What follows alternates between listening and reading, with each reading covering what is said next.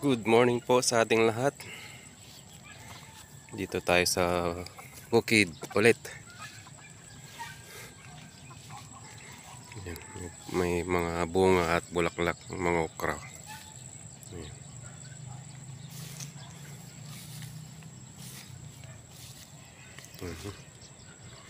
Nakapag-ani na.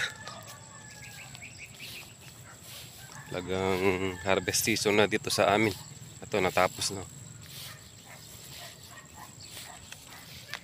Tapos na rin mga yan. Ito, sunod. Ayan.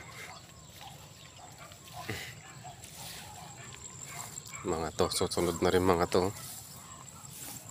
Mga magandang palay. Ito tubi. Ganda. Ganda ang uhoy.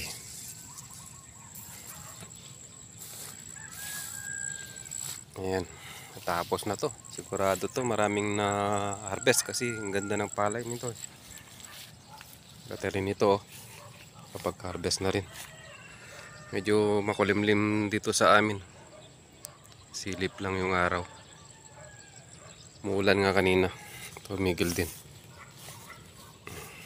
Narabes ito ng rice reaper. Ayan. Yung dinaanan ng rice reaper. Oo. Patutuyuin na lang ito tapos susunugin mga yan. Then papararuri ng traktor. Nag-harvest nito kahapon. Press pa yung dayami.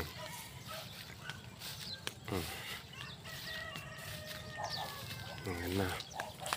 Sa tabi niya ay susunod na rin yan mamaya kung hindi uulan. Ito yung garden ko noon. Ayan, may bataw.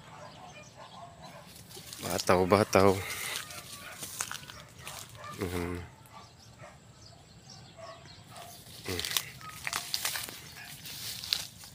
Grain kasi yung palay eh. Hindi yung buo. Para sunugin na lang. Ang ganda na saluyot to. Saluyot.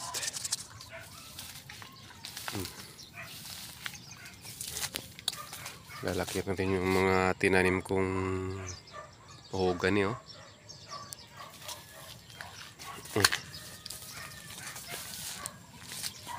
Ayan. Dito, hindi pa pwede. Okay. Update lang dito sa amin. Umpisa na ng tag-ani. At mag-uumpisa na rin ang magtatanim ng mga gulay. Laki na rin yung nara oh.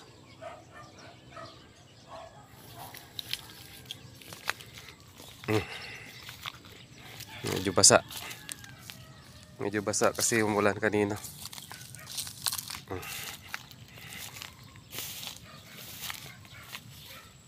Kukuha ko mamaya niyan mga dayami pangitlogan ng manok, pero dito ko kukunin para mas dry at natuyo no.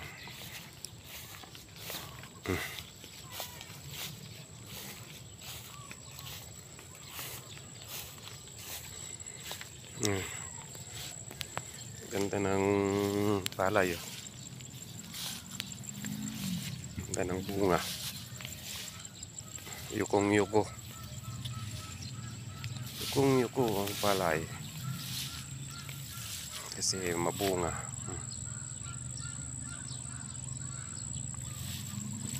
Saluyot.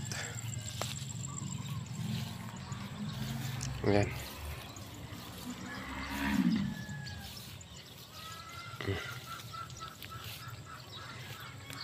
Marami pa doon oh. Marami pang susunod na anihin doon. Sasabay-sabay na yan.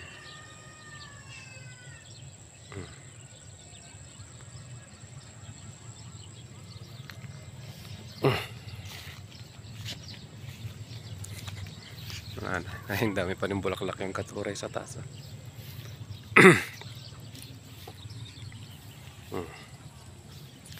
Okay, thank you for watching. Good morning. God bless us all.